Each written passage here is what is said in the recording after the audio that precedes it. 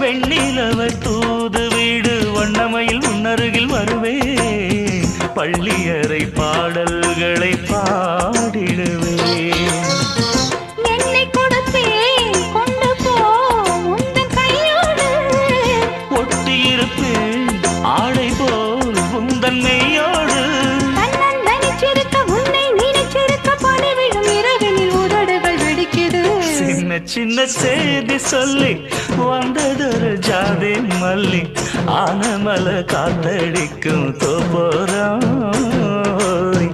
ஆசமனம் பாடுதொரு தேவாரம் மேற்கால வெயில் சாய